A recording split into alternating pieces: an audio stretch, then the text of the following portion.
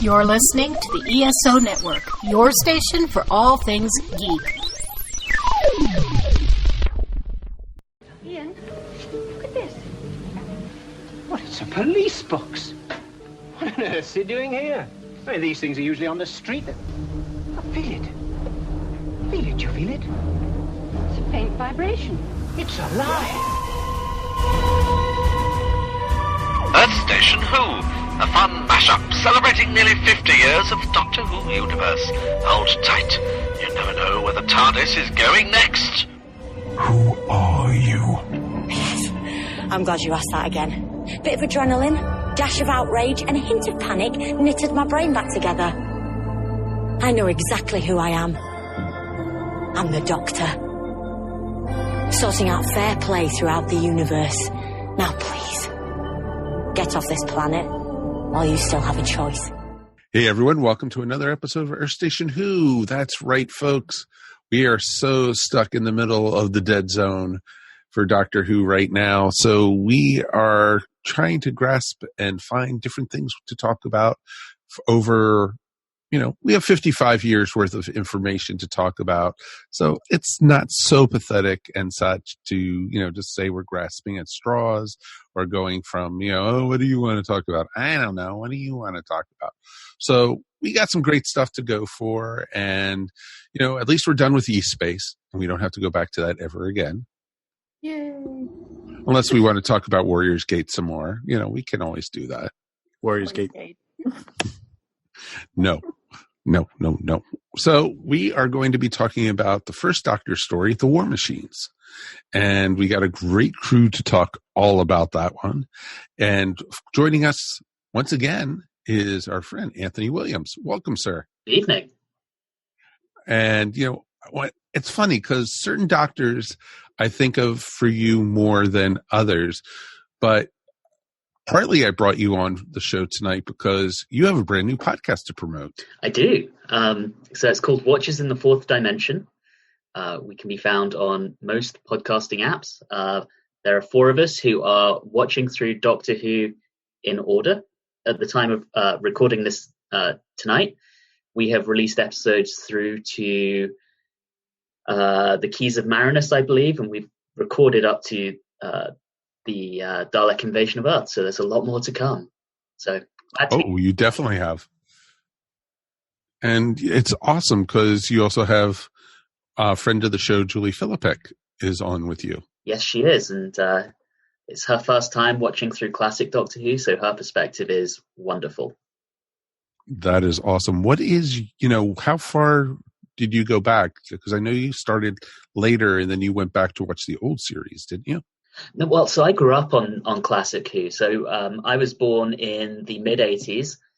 I wasn't quite old enough to see anything on its original run, but in the early 90s, my dad, who'd been a child in 1963 and watched the Hartnell and Troughton eras as they went out, brought home a couple of VHS tapes, and I was hooked.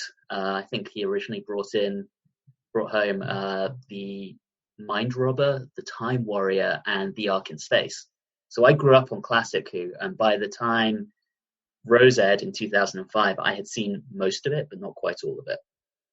Oh, wow. So you were a scholar already by the time the new series started out. 100%. I've been a huge Doctor Who nerd my entire life. That is awesome. And you love dressing up as the Seventh Doctor. I do. Yep. I think that's how I first met you. I think you were kind of inebriated, but I do remember you dressed up as the Seventh Doctor. I mean, even if I wasn't dressed up as the Seventh Doctor, the chances of me being inebriated as a con are pretty high. Yeah, I know. Trust me, we've done the panels that way. It's great to have you on the show, though, my friend. It's always great to talk to you. It's great to be back. Thank you, Mike. And, of course, we have our regulars. Mr. Mike Gordon is here. Howdy. And Ms. Mary Ogle. Hi, everybody. It's great to be here. So let's jump in with both feet since there really isn't any new Doctor Who news going on. We're not going to talk about rumors. We're not going to talk about, reports from the set, blah, blah, blah. Because, they are filming the next season of Doctor Who right now. But do you guys really want to waste the time to talk about that? I'd rather, wait till they have a preview or, definite, in, concrete news and such. So that's just my feelings. I hope you guys are okay with that at home, and also you guys on the show. Well, I think the War Machines is more interesting anyway. Well, okay. Wait, the War Machines was new to me. That was new Doctor Who for me. That's true. Me too, actually. So let's, we definitely want to hear from you guys at home. So please write us at eswpodcast@gmail.com. I think we need to come up with a new email address for the show. I think we might eventually come up with an Earth Station Who address, but, that'll become eventually. We also, want to thank everybody who did come out to see us last weekend at South Carolina Comic-Con. We didn't do, per se, a Doctor Who panel, but we talked about podcasting, and we also talked about a lot of different, events that we do, and we've actually interviewed Kevin Eastman, and that episode of Earth Station 1 will be out by the time this goes live.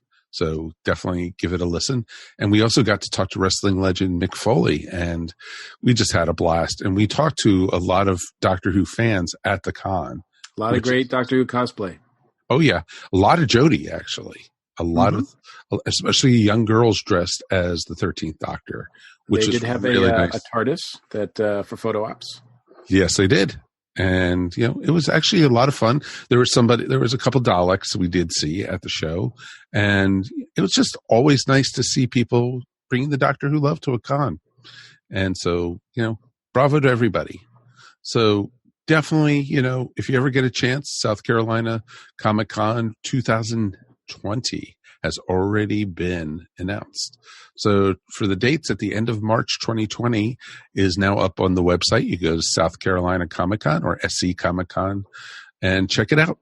Definitely worth going if you're on the East Coast. If you're in the South somewhere, it's not a far drive to Greenville, and worth, all the joy of it. And hopefully next year we actually might even have a Doctor Who panel. So yeah, I know that the organizers, Robert is a big fan of Doctor Who. In fact, they always do have a really good turnout for Doctor Who Comic Day at their store. So and they have quite a few Doctor Who comics and merchandise in their store. So if you are ever in the Greenville, South Carolina area, I definitely strongly recommend checking out Borderlands. Exactly, and that can be definitely found up on the web too. So, and he's not even sponsoring us anymore. No, he isn't, and we still love him, and we still talk about him all the time. Absolutely. I guess we have to work on him to get us as a sponsor again. I guess we have to talk about War Machines now. All right, let's jump in with both feet.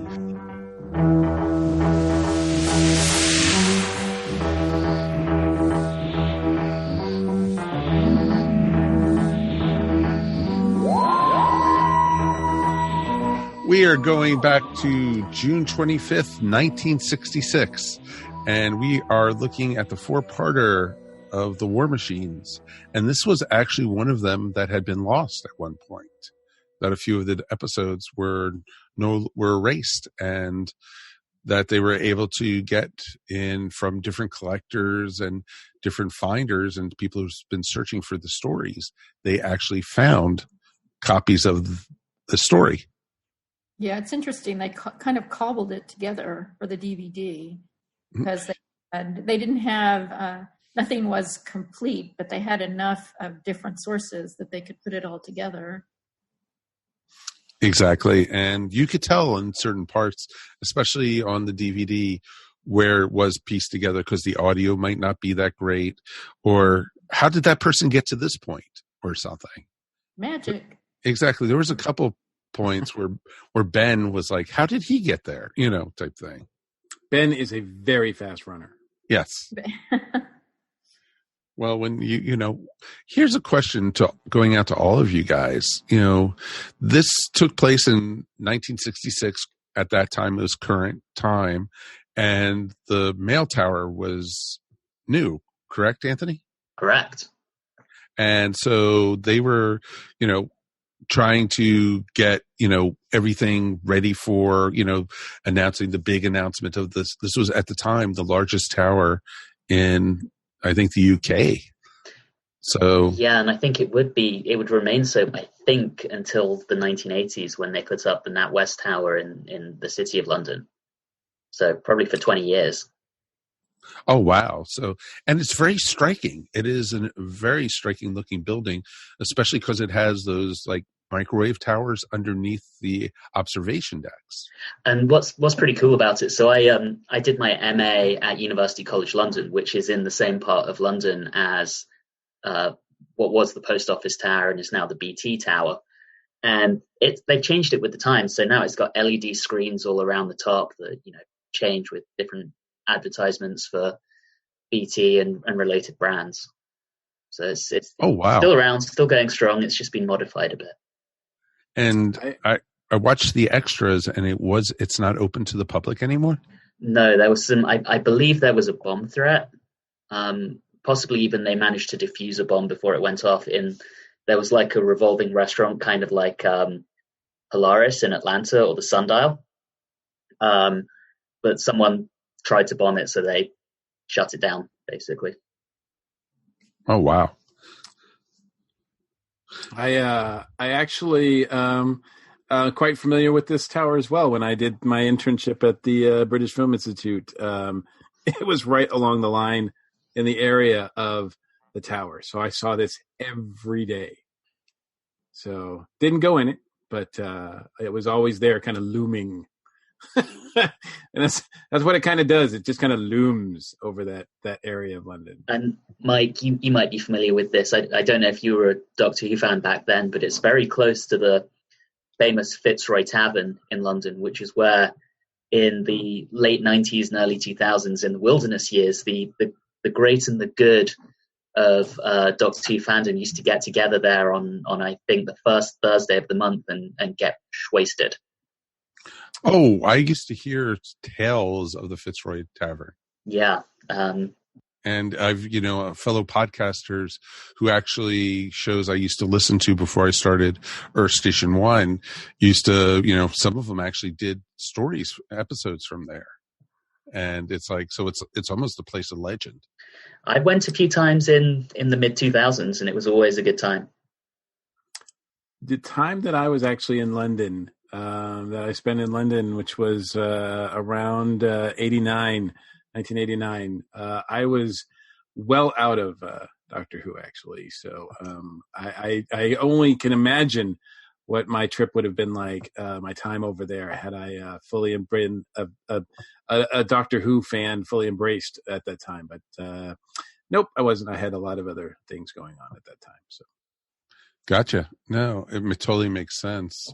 I'm sure there was a lot of, different things that, have Doctor Who ties all through that area. Because, look at even new series like the whole Canary Wharf stuff. And, items like that is all Doctor Who at its best. But, Doctor Who, is the iconic scene of the Cybermen walking down in front of was it the Capitol there? Or St. Paul's Cathedral.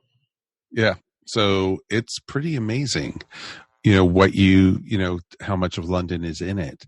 And now, of course, in new series, especially the early years of the new series, things that were supposed to be London was actually Cardiff, but we're not saying that. It's okay. It really doesn't surprise me, though, that, a series based in London going on for, 50 plus years would at some point say, hey, let's use this iconic structure as for like an alien menace. So I think it's like perfectly set up for that. I don't know that War Machines was the perfect story for it, but I do think that it was the perfect, actually, I'm not surprised that it was used because it's sort of a no-brainer. It's like, hey, let's use this tower for something. Well, it's interesting because, technically this was all an Earthbound story. And you had new companions join Team TARDIS. Yeah, and you had one go away. There's kind of a... it's never fully developed, but there is sort of an alien influence here, but we never really get too many details on it. Where are you getting alien influence? No, you don't. And it's all man-made. Well, the menace. but the first Doctor says there's something wrong here. This technology is too advanced for this time period. I know, but they never really extended on it at all. Right. They never expand like where it comes from. It's just there. Like almost the guy who's leading it, the professor, seems to just say, yeah, I just like it showed up here. Like I just like he doesn't really go into detail. He doesn't even seem to know exactly how it works. So there's that sort of element, that idea that it was at least assisted in some ways by something else. But yeah, that's kind of dropped after the first episode. But I did think that's where they were going, and I kept waiting for the other shoe to drop. I thought there'd be some big reveal that some alien was going to be behind this, some race or something, but it never turned out to be. Well, as you said it, we were talking offline yesterday. This is, the BBC not wanting to pay Terry Nation pretty much. It really felt like they were like, we're tired of paying Terry. Yeah, we're tired of, hey, how hard can it be? We can come up with our own dollars, can't we? Can't. No, don't do that. Definitely not the first time they've tried, and won't be the last. Very true. Yeah, right. No, absolutely. You're right. Yeah, I mean, Terry just sat back and went so easy. Even the production values let him down on this one. I mean, those so-called war machines are not menacing at all. They're boxy. They're clumsy. They really look like Daleks who didn't quite make the grade. They are very good at knocking down produce boxes. They do that a lot. Well, you could say they put the hammer down on them. If you're a box of produce, look out. This is your arch enemy. This is your worst nightmare. Yeah, it's more like the grocer machines. I mean, despite that, I think this story is... it's a story I really love and always have. It's probably my second favorite Heart and Lyra story. But equally, I think it's just so important in the development of the show. You kind of watch this one and you see elements that will start being brought out more in the Troughton era when you start getting the development of Unit. And then you see something more like this fully formed when you get to the Pertwee era, when it's a lot more earthbound and you've got the military and you've got a lot more kind of home-developed threats. I think this story is incredibly important. I did feel that also. I felt this was like a precursor for any of the Unit stories. I felt that too. Oh yeah, I totally agree with you that this is almost like a turning point in this. And is Sir Charles, like, he's in more than one of these, right? No, this is the only one. Why does it feel like he's so familiar to me?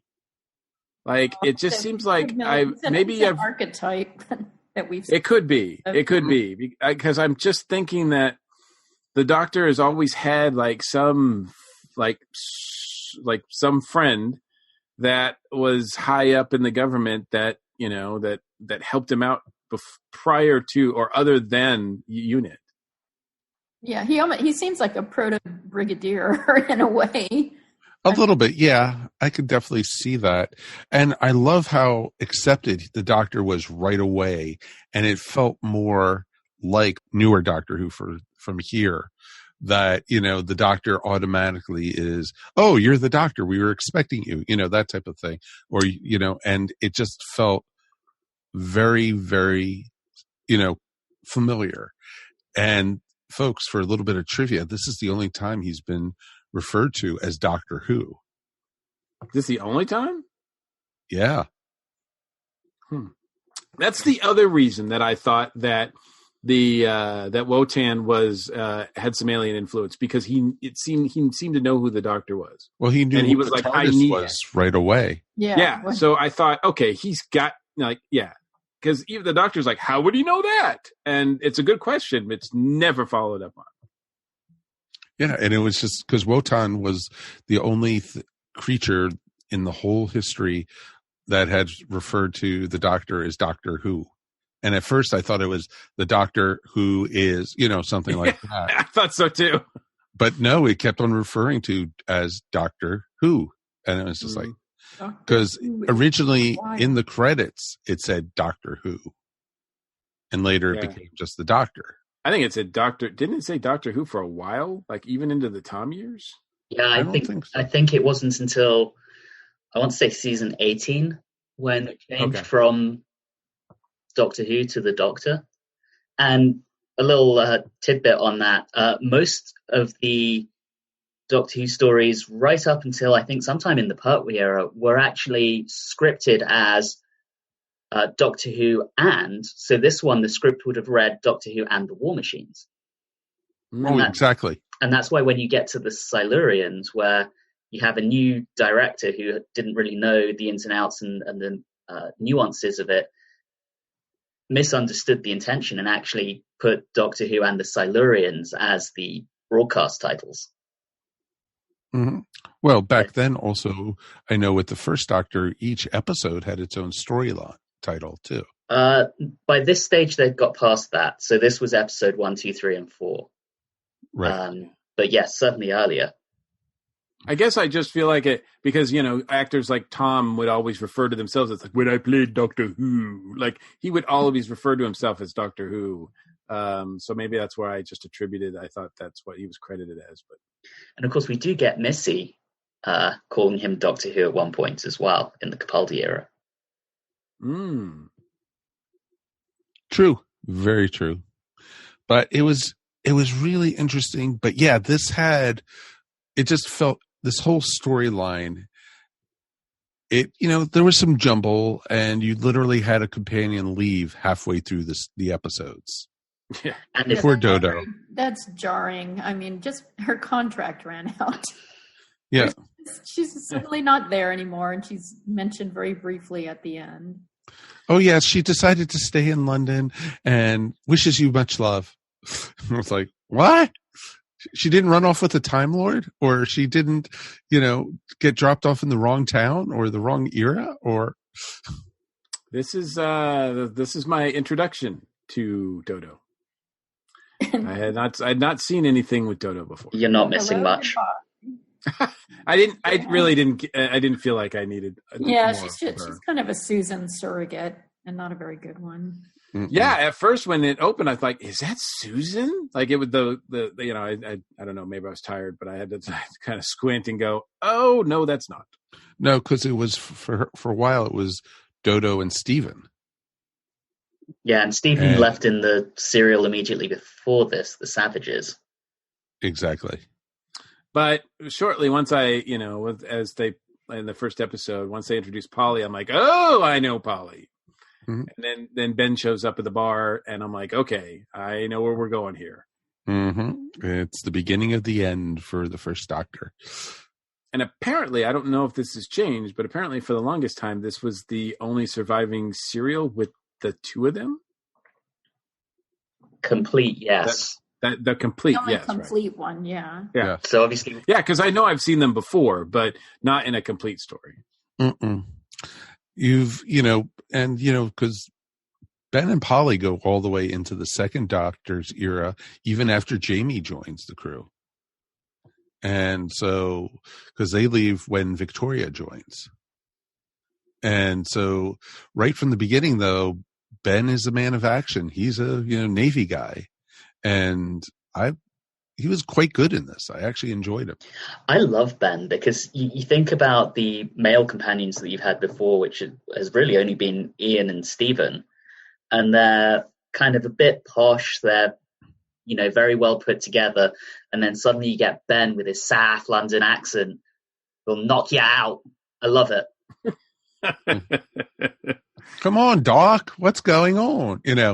And I'm not going to try to do the accent. Don't worry, folks. But yeah, and I just love it. And right from the beginning, kept on calling Polly Duchess, which I was familiar from reading the different books and, all of hearing the audios of the stories Polly with him. should have hauled off and smacked him. Oh, multiple times. There's a lot of, if you're coming from a woman's point of view, there's a lot of 60s sexism. Mm-hmm. And I love how nobody was drinking at the discotheque or the bar, the Inferno. It was all soda pop.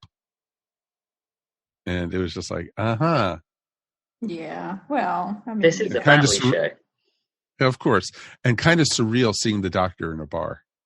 yeah, that like was a weird, weird moment. That was. I love how the bartender was like, "Hey, all right." He looks like We're that gonna DJ who is, unfortunately, she's referring to Jimmy Savile, who is not so well thought of these days. Oh, yes. I know who you're talking about. So that's a little unfortunate, but no one knew at the time. Mm-hmm. It was. I'm sorry. Oh, no, go ahead, Mary. I think this story suffers from being so dated, and it's sometimes hard to get around that. And I will say that the first two parts of it I found pretty entertaining, but it dragged in parts 3 and 4. There was a lot of filler and a lot of running back and forth and a lot of produce boxes getting knocked over. And I did love, though, when the Doctor stood up to the War Machine. oh, that was a great moment. That's my favorite moment. That was a great moment. Like, that was goosebumps. Everybody, even the military, like backs away, and he steps forward. I was just like, "Damn!" Like, this is awesome. That was his Doctor moment. Yeah, that was William Hartnell's Doctor moment. And Billy was just so good at those. It's like in the Dalek invasion of Earth, when he first stands up to the Dalek and says, "I must defeat them." He is so good at those moments, and I wish there were more of those in his era. Yeah, so it happens defiant. at the end of the the end of the second one, right? And then they come back, and then it's kind of reshot in a way, and then it's never really explained. Well, it is kind of explained how what he did to the machine, but it's kind of a little anticlimactic. But it doesn't ruin the moment for me. No, it was just like he stood there, and it's like he just stood up to it, and the machine was just like. And the only thing that was missing was a Sonic. Like if he had a Sonic in his hand and just been like, this far and no farther. Like I would have been like, whoa, here we go. Ooh, we're still 2 years away from that, though. Yeah, we hadn't quite got there. I know. So that's what made it even more of a ballsy move, because he's like, I don't even need a Sonic. I'm just gonna approach this thing. Mm-hmm. William Hartnell is quite good in this throughout the whole thing. Yeah. Oh yeah, very much so. I mean, this is getting towards the end of his run, and I've heard stories about how, and even seen stories where he just kind of is incoherent or kind of messing around with his lines or whatever, but he seems really sharp in this one. Yeah, I mean, by this point, he was very unhappy in the role. Everyone he liked had left. The previous producer and script editor, John Wiles and Donald Tosh, had tried to force him out and failed, and they lost their jobs over that. So generally, he's very much on the way out here, and I think in these last few stories, he is giving the best performances of his entire run. I think that behind the scenes tension is really spurring him on here. Anthony, let me ask you this, because this occurred to me too, because it seems like the first Doctor during his tenure has more companions than like any other Doctor after him. And I just wonder, why was the reason for all the turnaround? Did they not like working on the show? Did the BBC kind of go, "Oh, you're replaceable," and just kept like replacing other people? Or why was there so many companions during his run? Bit of column A, bit of column B. So Carol Ann Ford, who played Susan, they wanted the behind the scenes folks, so Verity Lambert and David Whittaker, wanted to change. They felt she wasn't really working in the role. And equally, Carol Ann Ford felt that her character wasn't being developed as it should. So they kind of mutually agreed to part ways. When Ian and Barbara, so when they left, that was, I believe, because the actors just felt it was time. Maureen O'Brien, who played Vicky, was forced out. She had expressed dislike at some of the scripts, and Donald Tosh and John Wiles said, "Right, you're out." And they actually had planned. I have some spoilers for the Dalek master plan. There's a companion who gets flushed out of an airlock in that story, that was originally intended to be Vicky. But they brought her exit forward, and she was just married off instead. But in general, it's a mix of things as to why there's so much companion turnover in the Hartnell era. Yeah, I mean, it's hard to keep them straight, and something I haven't seen nearly all of them. I've never seen Steven, and the companions in between. Don't worry, Mike. We'll get to the gunfighters. I promise. Oh gosh, you still have to get a song. But don't let that be Mike's introduction to Steven, please. Let's start with the Time Meddler or something. I'm kind of sad because I'm a Jean Marsh fan, and I've never actually seen. I don't know. Does any of her stuff exist? I think one of the episodes she's in, from one or two of the 12-part story she's in, still exist.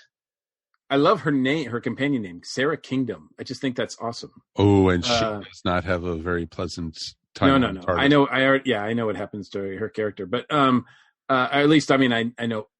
Like I've read a little bit of what happens to her character, but I don't know specifics. But I mean, I know that, but yeah. So like I'm just saying, there's a lot that I've seen listed as companions for the First Doctor, and I'm like, I don't even know half these people. That's just crazy. So yes, I'm glad we don't. I think we do I think we do a First Doctor story. It seems like once a year, which doesn't seem like near enough because there's a lot of stuff. Even though there's a lot of stuff that doesn't exist anymore, there's still a lot of stuff that is there that we haven't covered on the show yet. No, we haven't. And if you want, we could do more. We can definitely do more. But that's why shows like what Anthony is doing is great for listeners and viewers and such of Doctor Who and fans of Doctor Who, because they're going right in order. So it's pretty awesome. Thank you. So, yeah, I definitely think, the stories weren't bad. The zombie humans were I did like how the Doctor fought against Wotan and, wasn't hypnotized through the phone. I thought that was I would imagine that's due to his Time Lordedness. Oh, of course. But he wasn't at the time. They didn't know what he was at the time. Well, you know what I mean. Even though they hadn't established that for him, but yet just because he's different, like everybody else was succumbed pretty quickly, but he could fight it off because he's still the smartest man in the room. Yes. And that's pretty obvious. I mean, they determined from the first story that he's from another time, another world. So he's not human. But to the point that's already been made, we just don't know what he is yet. Exactly. Because they were looking at this time already options on, were they going to end Doctor Who when Hart Williams' portion was up, or were they going to try to replace him? And, how would they do that? Well, he's alien, So they were trying to figure out what to do. Must have been so exciting because in this, as a writer for Doctor Who at this point, you can do whatever you want with him. Like if you want to give him psychic powers to lift things up or something, you could just be like, yeah, that's what he can do. And speaking of them trying to figure out what they were going to do, I mentioned earlier the attempted coup to get him out by John Wiles, and what the original plan was in the Celestial Toymaker, where he goes invisible, was to bring the Doctor back as a different actor when he becomes visible again. And I'm so glad they didn't do that. But so they've been thinking about this for a while on how to replace him. No, they waited till later to, when Jamie got sick with measles or chicken pox or something, they decided to take his face away. Right. And so, yeah. But then again, at the end of the second Doctor era, they didn't even know if Doctor Who was going to come back. So they were saying anybody could be Doctor Who, the Doctor. Exactly. And so they hadn't even hired the actor. They didn't hire John yet. So that's why you didn't see a true regeneration. It's also amazing to me, too, is that watching these early ones, we're so used to seeing a TARDIS that's pretty pristine looking. This is only like the third season, right? And this TARDIS looks beat to hell. Like it looks like it's about ready to fall apart. Exactly. Oh, when the TARDIS first materialized, it's like, oh, what was the episode before that? The TARDIS must have taken a beating, and then it was like, oh no, that's just how it looked back then. And I mean, it's a well-used prop. It had been used in other shows as well, so it was regularly used in Dixon of Dock Green. So just generally being pulled around, yeah, it got pretty beaten up. I love how the Doctor put the out of order sign on it so the police wouldn't touch it. Oh my gosh, yes. That's a great little comedic moment. The guy walks by. And it's a nice little callback because Dodo's introduction into Doctor Who was her running into the TARDIS because she thought it was a real police box. So it's coming full circle. That's funny. I didn't know that. So I loved overall. I thought this was a very enjoyable episode. I would have loved to seen what scenes were missed on and what was cut, or lost forever. But I thought it was fun, and this is. I would almost say this is very accessible to somebody who isn't familiar with like the first Doctor era. I think if somebody had watched, say, the third Doctor, the second Doctor, or even later Doctor Who stories, they would find this very familiar. Absolutely. So I definitely think this is a good point for that.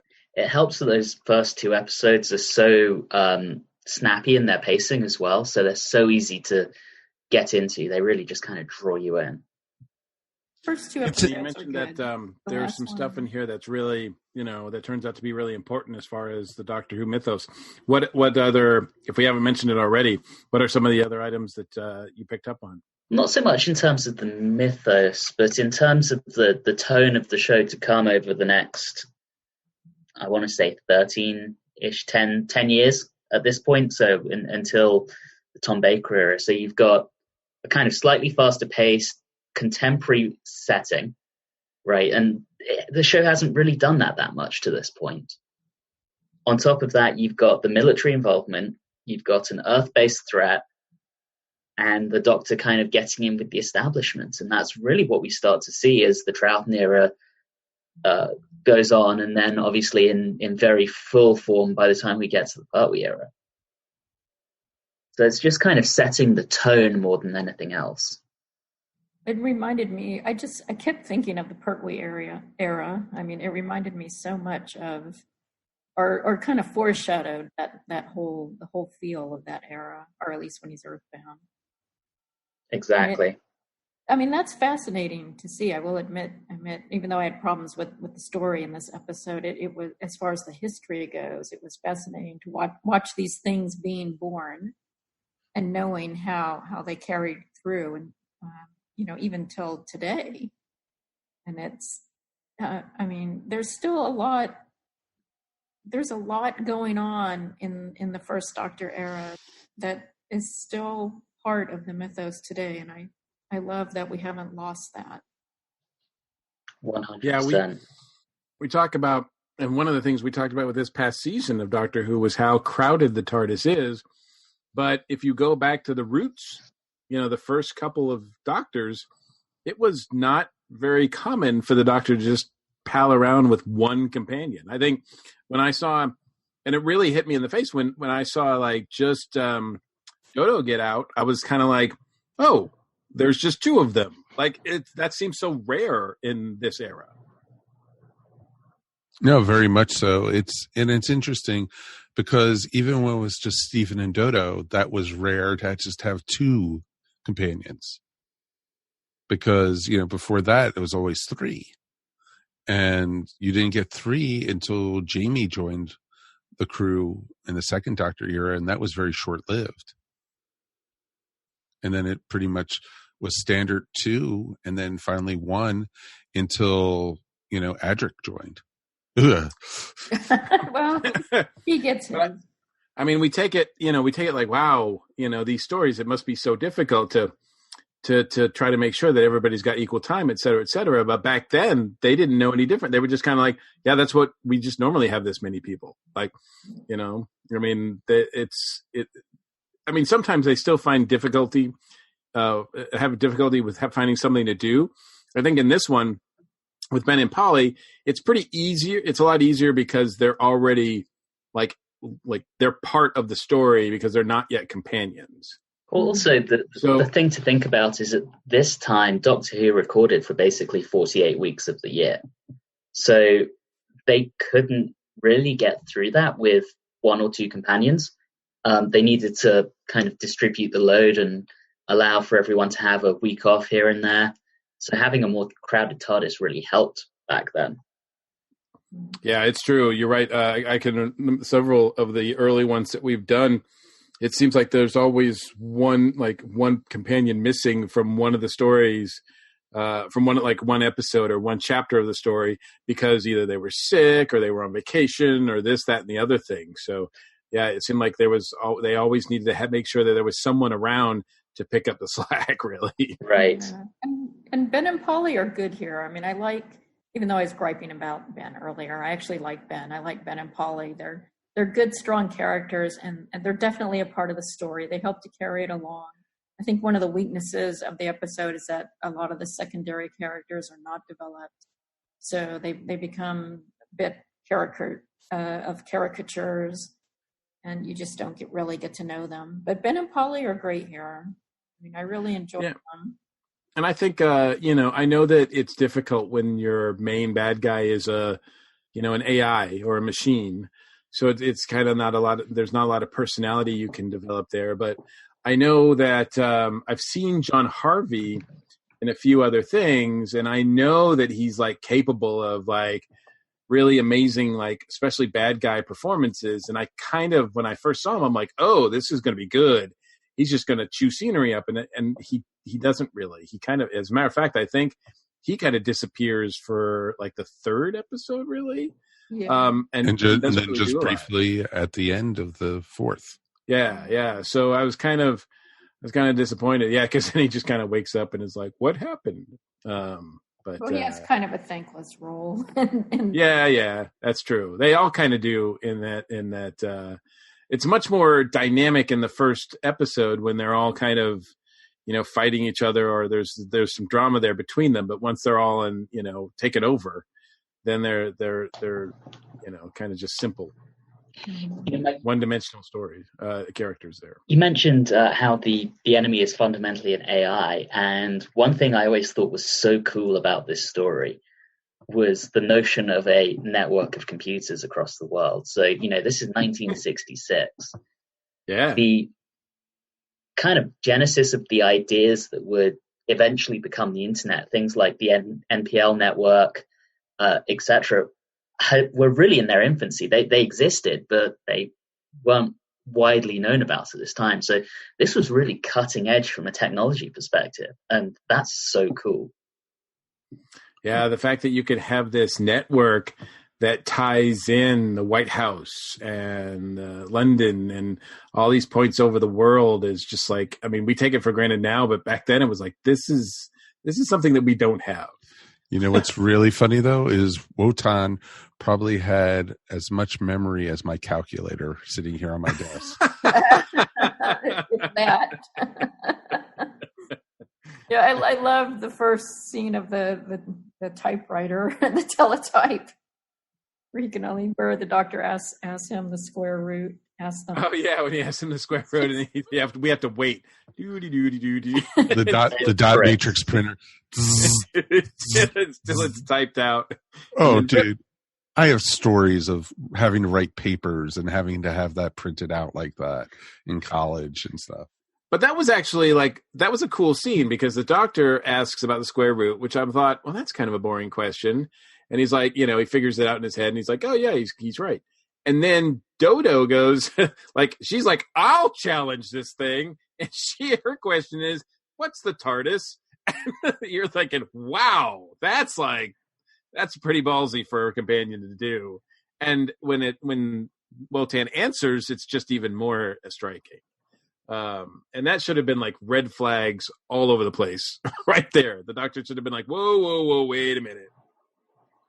Exactly. It's like, hold it. How did you know it stands for, time and relatively dimension? It's just like, why? Yeah. I mean, he does say like, how did you know that? And, but it never follows up with, that's why I really thought there was some other menace there, but nope. I mean, he's already suspicious of the thing at that point, and I think that just kind of enhances it and makes him certain he has to go and investigate.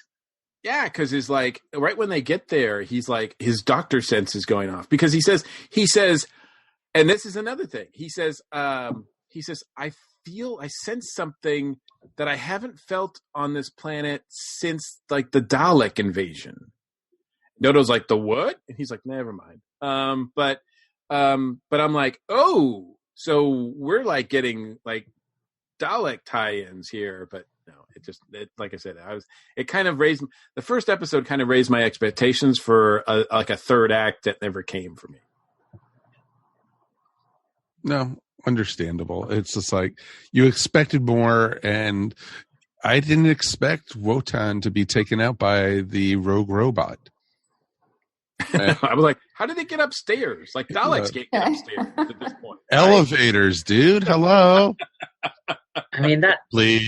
Please push the 75th floor.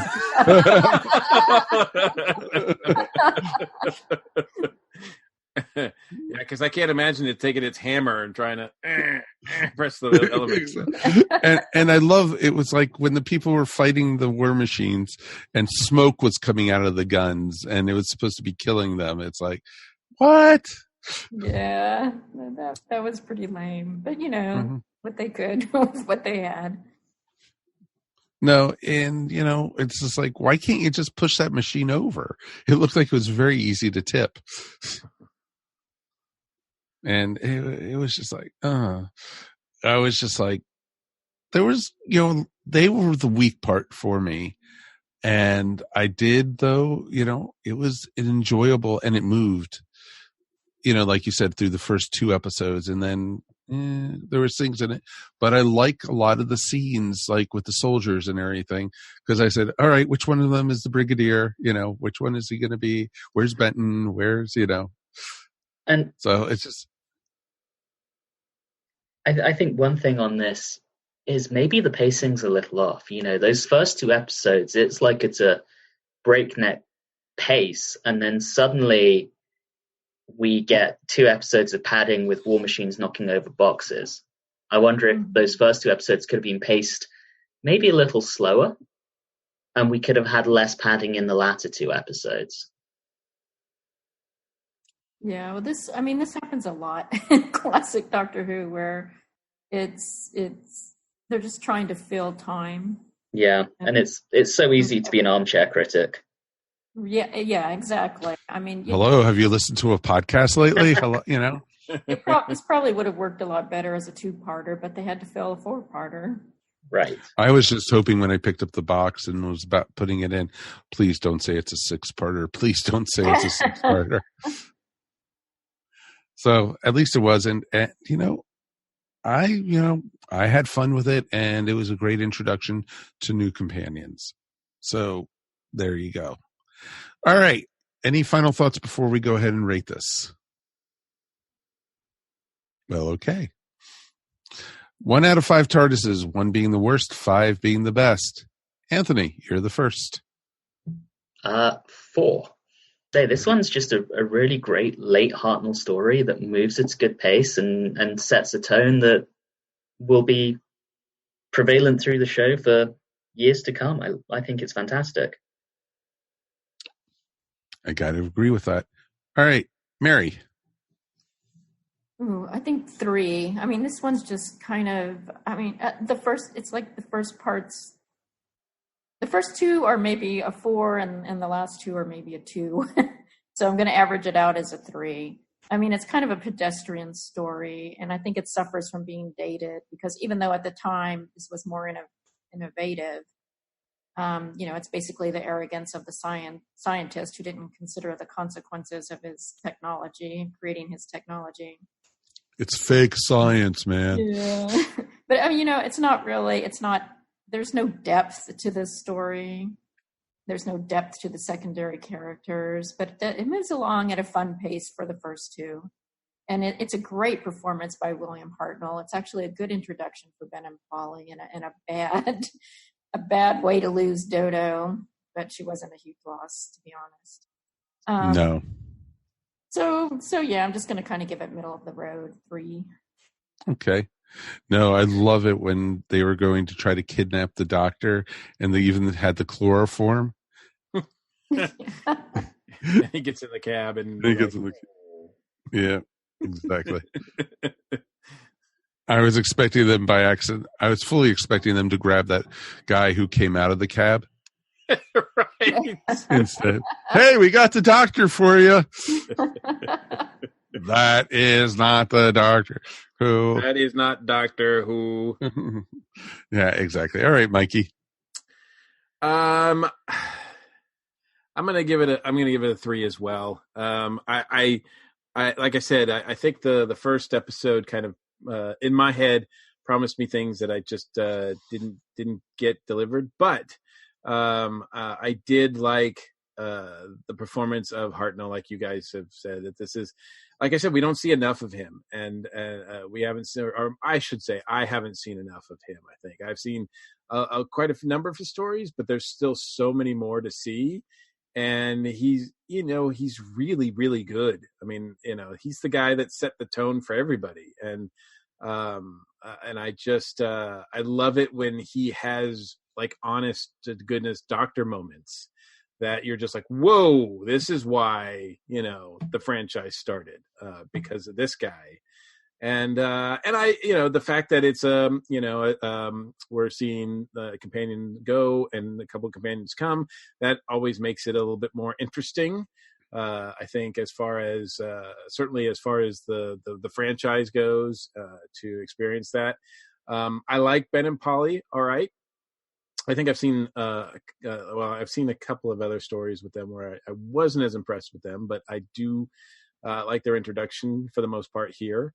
And I think I just was disappointed, like I said, by the third act, the fact that it wasn't as maybe that I was waiting for something else that, like I said, another shoe to drop. Plus, I just thought the bad guys were not like as cool as I would want to see. So. No, you were hoping to see, if it was Modern Who, the Master would have been behind it, or, the Daleks or the Cybermen or something like that. Well, I wasn't like, I really do like stories where they don't have to rely or as a crutch on the big bads. I like stories where, that they just have these little threats that, are pretty, like, obviously if you're setting up a network that's going to go across the globe, there's, I know when they were like, well, we don't know what this could do, but we're just going to connect it, all these things to it, and it's going to be great. We're going to let it run things. And I'm like, really? Like, it's like, that seems kind of bold. So I kind of like the idea that they kind of set something up to say like, okay, now every machine story doesn't have to be a Dalek story.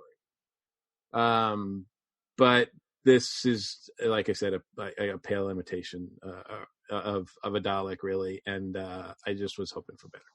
I think the problem was the story could have been better if when you have something like a computer or some sort of disembodied, thing as the villain, well, then it's hard to give them personality. So usually what you do is you have a secondary character, right, who's like the sidekick, who he's the one who does all the machinations, and he's the one who kind of drives the story for the villain.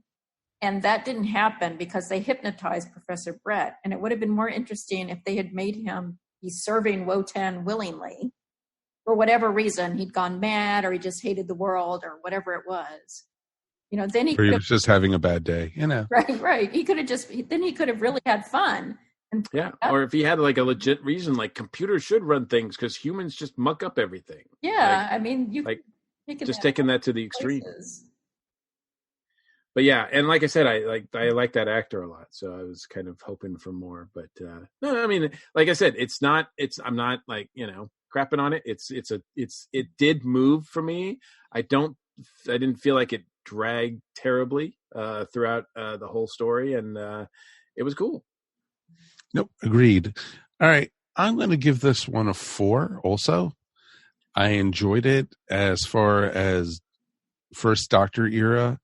I think it's probably one of my favorites. And I think, this had some great Hartnell moments in it. And I thought, blueprints everywhere. There was just like, this could be this could be this, and this that's coming up. And, how exciting for people in 1966 to not know what was coming forward, that this was laying the groundwork for it. And, within a couple of years, you were going to have, invasion. You were going to have, the, Yeti in the sewers. You were going to have so much cool stuff coming to you.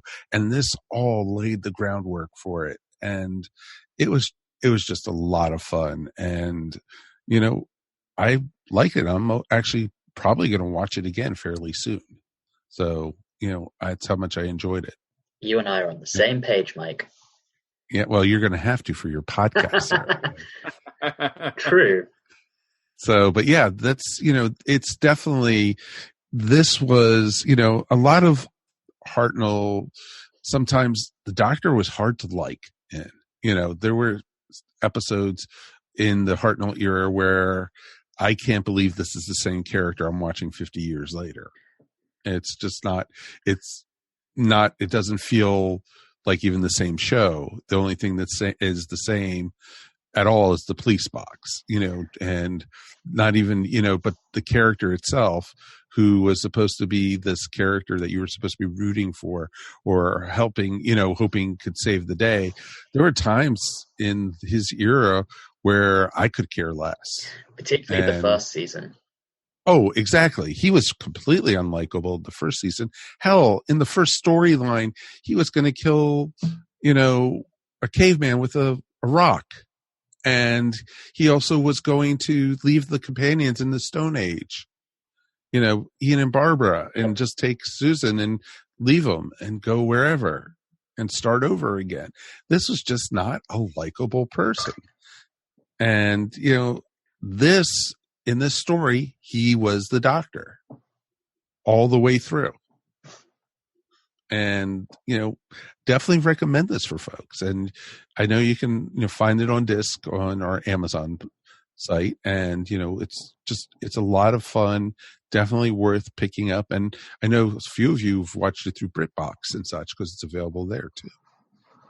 So definitely check it out. It's definitely worth seeing. But we definitely want to hear from you guys at home. Please write us at eswpodcast@gmail.com. All right. That is going to wrap up our episode for this week. Want to thank everybody for joining us. Anthony, you want to plug your podcast? Yes. So once again, you can find us at Watchers in the Fourth Dimension. We are on Facebook, Twitter, and Instagram at Watchers4D. And we are watching our way through all of Doctor Who, starting with the very first serial, An Unearthly Child, right through to wherever it is by the time we get there. So right now, that would be Resolution, and who knows where that will be in about 8 years' time. Oh, please let there be new Doctor Who before then. So right now we're up to The Keys of Marinus. The Aztecs is coming soon. And check us out. It's definitely worth checking out, folks. I've listened to the first 2 episodes. Total thumbs up. So definitely, you guys have a good chemistry. Congratulations. Thank you, sir. And I think we only get better as we go along. That's even better. And let's thank our regulars for being here. Of course, Miss Mary Ogle. Thank you for having me. This was a fun classic episode to watch. And if anyone's looking for me, it's maryogle.com or on Etsy at eVision Arts. Excellent, excellent. And Mr. Mike. As always, it's my pleasure. Excellent. And, thank you guys for at home continuing listening. If we got new listeners from being over at South Carolina Comic-Con, welcome to the show. Hope you guys enjoyed. And, for all our old time folks, please, continue, rate us, tell your friends, tell your neighbors if they have any interest in Doctor Who. We got some great things coming. And speaking of great things coming, we have next week a really interesting episode coming up. We are going to be doing not an episode review. We're going to actually have a Doctor Who discussion. We're basically, going to be talking about, is Doctor Who turning into a super feminist doctor show? I think that will be an interesting discussion. And a lot of people brought that up, especially after what Chris Chibnall did this last season. And I'm really interested to find out what people think, because some people think it even started in the Moffat era. So I'm going to be very curious to see what our guests think, and we got a great crew lined up. So until then, my name is Mike Faber, and we will see you here next time on the Earth Station Who podcast. Peace, and we're done. Ta-da. You have been listening to Earth Station Who, a bi-weekly pop culture podcast dedicated to all things Doctor Who, featuring talents from across the universe. All topics on the show are the sole opinions of the individual and are used for entertainment value alone. You subscribe to our podcast up on iTunes, Stitcher, or follow our blog at www.esopodcast.com. You can also follow us up on Facebook, Twitter, or Google+. If you enjoyed the show, please leave feedback up on iTunes. Are you looking for a podcast that's a little bit out of the ordinary, a little bit crazy, and a little bit on the rambunctious side? Well, if I got something for you, it's called Vitamin Geek Podcast. My name's Corey Keelan. I'm the host and creator of Vitamin Geek Podcast, and I'm here to invite you to listen to my show. Each episode, I'm coming to you with whatever I think is important at the time. Maybe it's a new movie, maybe it's a comic book, maybe it's horror, maybe it's drag queens, who knows? I love to talk, and I just love to get you guys involved in the conversation. I invite you all to check out my Facebook page. It's facebook.com/Vitamin Geek Podcast. I would love to hear your feedback. So please join me and check us out here, Vitamin Geek Podcast, here on the ESO Network. This has been a broadcast of the ESO Network. Be part of the crew and help support our shows by donating to our ESO Patreon or by shopping through Amazon.com or the TeePublic store, which can all be found at www.esonetwork.com.